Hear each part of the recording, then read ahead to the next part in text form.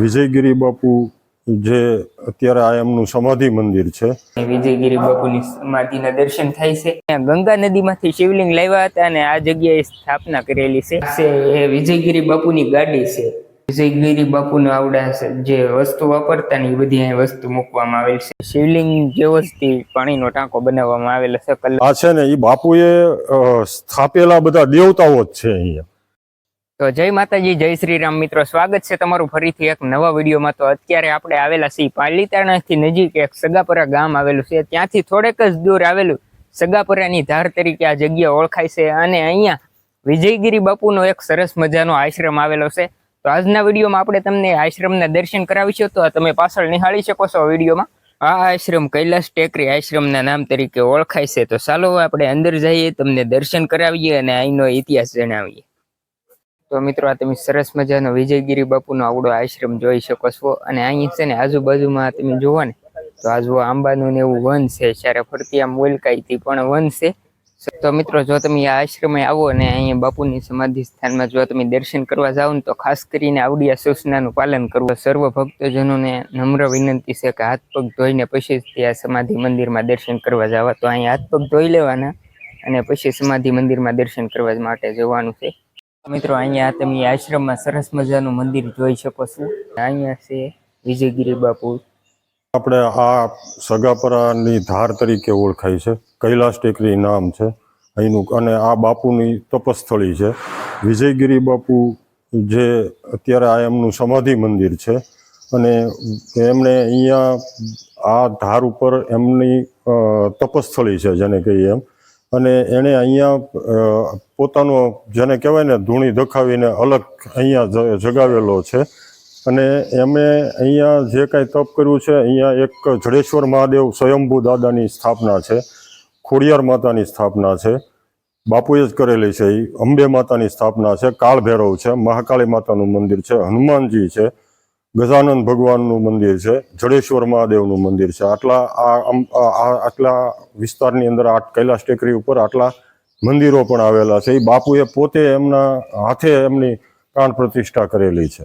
અને લાલગીરી બાપુ એક એમના શિષ્ય તરીકે અહીંયા લાલગીરી બાપુ અત્યારે આનું પૂરું સંચાલન કરે છે. પછી અહીંયા આવો તો આ બાપુના વિજયગીરી બાપુના ગુરુ પીર મહંત રામગીરી બાપુનું અહીંયા સ્થાપના કરી છે.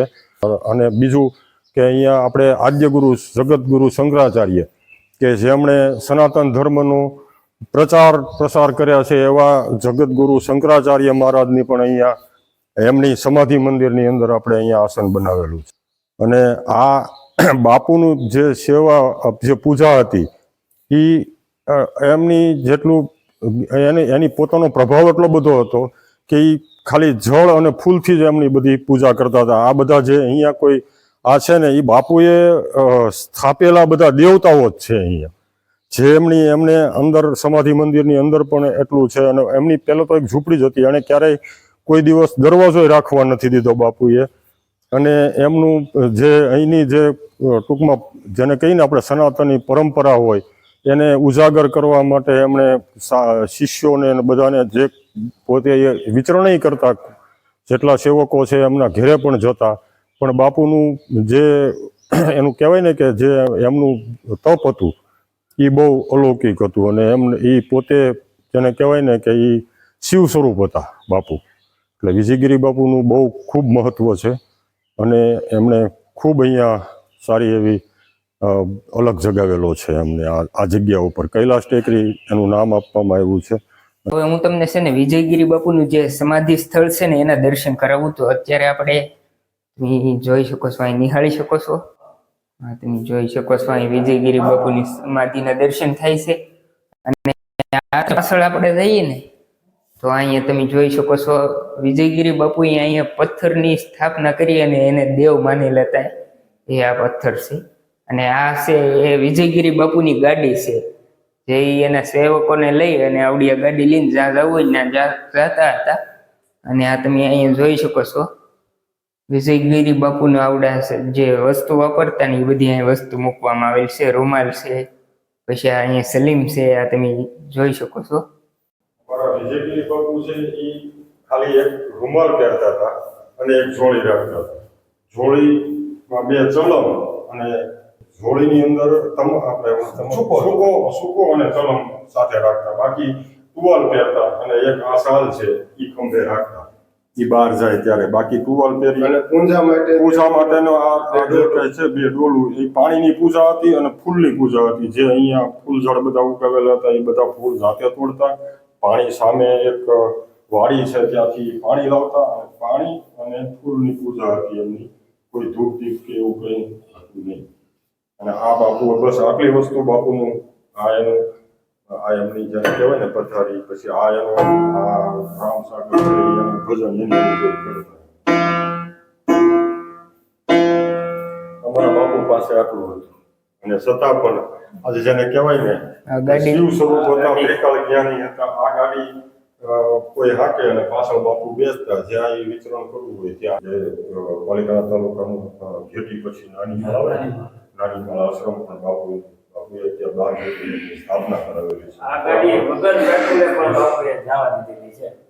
મિત્રો અહીં તમે જોઈ શકો છો, અહીંયા જે આશ્રમમાં જેટલા ઉત્સવો ઉજવાય છે ને એની યાદી બનાવવામાં આવેલી છે. આ જોઈ શકો છો તમે, વિડીયો ચોંટાડી અને વાંચી શકો છો. અહીંયા તમે પાણીનો ટાંકો જોઈ શકો છો.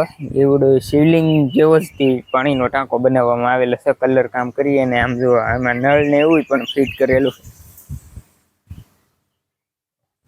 આગેલી જોઈને તો આમ શિવલિંગ છે એવું જ લાગે. સમાધિ મંદિરની સામે જ અહીંયા બે મંદિર આવેલા છે. આ તમે દર્શન કરી શકો છો. તો ચાલો આપણે એના પણ દર્શન કરાવી દઈએ. તો આપણે સમાધિ મંદિરના દર્શન કરાવીએ ને એની સામે જ બે મંદિર આવેલા છે. તો એમાંથી એક ખોડિયાર માતાજીનું મંદિર છે અને બીજું છે જડેશ્વર મહાદેવનું મંદિર. તો આ જડેશ્વર મહાદેવના મંદિરના ઇતિહાસની વાત કરીએ ને તો એમ કહેવાય છે કે મળતી આંયલી અમને જાણવા મળ્યું છે કે વિજયગીરી બાપુ છે એને ગંગા નદીમાંથી શિવલિંગ લાવ્યા હતા અને આ જગ્યાએ સ્થાપના કરેલી છે. તો એ જડેશ્વર મહાદેવનું મંદિર છે અને બાજુમાં છે એક ખોડિયાર માતાજીનું મંદિર. તો ચાલો હવે આપણે તમને એના પણ દર્શન કરાવી દઈએ. તો અહીંયા તમે જડેશ્વર મહાદેવના મંદિરમાં તમે જડેશ્વર મહાદેવના દર્શન કરી શકો છો. તો અહીં એક બાજુ હનુમાનજીના દર્શન થાય અને બીજી બાજુ ગણપતિ દાદાના. અને આવડો હશે ને જડેશ્વર મહાદેવનું શિવલિંગ છે. એમ કહેવાય કે બાપુ ગંગા નદીમાંથી અહીંયા જડેશ્વર મહાદેવનું શિવલિંગ લાવી અને સ્થાપના કરી હતી. જય સિયા રામ. મારું નામ છે ભાવેશભાઈ હિંમતભાઈ ધામેલિયા, રહેવાસી પાલિતાણા. આ વિજયગીરી બાપુએ જ્યારે ભોળાનાથ દાદાની સ્થાપના કરી હતી ત્યારે ગંગામાંથી જે લાવ્યા હતા એ આ શિવલિંગ છે. તો આપ સૌ દર્શન કરી શકો છો અને લાઈવ પણ અહીંના દર્શન કરો આવો એવી અમારી ભાવના છે. આ છે ખોડિયાર માતાજીનું મંદિર. તો તમે અહીંથી ખોડિયાર માતાજીના દર્શન કરી શકો છો.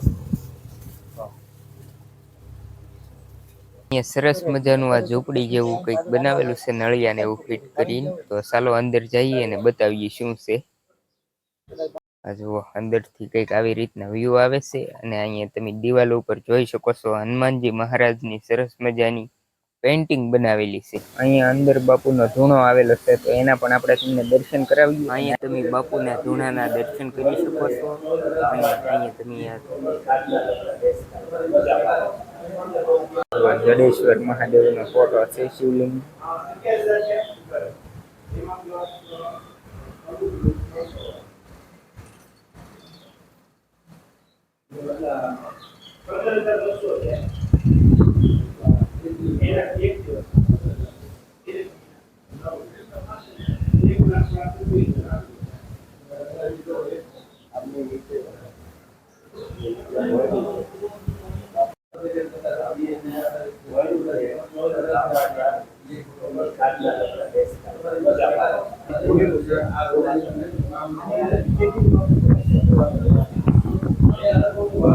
તમે વિડીયોમાં જોઈ શકો છો કે આ જે કૈલાસ ટેકરી આશ્રમ ઉપર જેટલા મંદિર આવેલા છે ને એ બધા અહીંયા પોસ્ટરમાં બતાવવામાં આવેલા છે.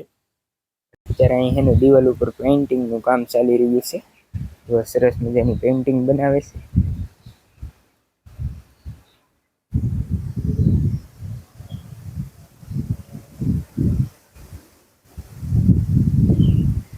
તમે સરસ મજાની હરિયાળી વાળો સુંદર મજાનો આશ્રમનો તમે આનંદ મેળવી શકો છો. તમે જોઈ શકો છો આવી રીતનો આશ્રમ છે. અહીંયા તમે આંબાના વન છે, પછી વડલાના વૃક્ષ છે, એવા ઘણા બધા વૃક્ષો અહીં તમે જોઈ શકો છો. અને અહીંયા આવ્યા પછી તમને એક અલગ જ કંઈક શાંતિનો અહેસાસ થાય છે. અને આવડો હશે ને અત્યારે એ હનુમાનજી મહારાજનું મંદિર છે. તો ચાલો આપણે તમને હનુમાનજી મહારાજના પણ દર્શન કરાવીએ. સરસ મજાની ડિઝાઇન બનાવવામાં આવેલી છે અલગ અલગ મૂર્તિઓની. જો ઉપર પણ સરસ મજાની ડિઝાઇન બનાવવામાં આવેલી છે. જો તમે અહીંયા આવડે વનની અંદર સરસ મજાની દિવાલો કરી અને રસ્તા પણ બનાવવામાં આવેલા છે. અને આ બાજુ તમે શીકુડનું વન જોઈ શકો છો. ઘણી બધી શીકુડીઓ છે. જો તમે આંબાના વનમાં કેરીઓ પણ આવી ગઈ છે. મિત્રો અહીંયા આશ્રમની અંદર કાળ ભૈરવ દાદાનું પણ મંદિર આવેલું છે. તો મિત્રો અહીં તમે દર્શન કરી શકો છો કાળ ભૈરવ દાદાના મંદિરના.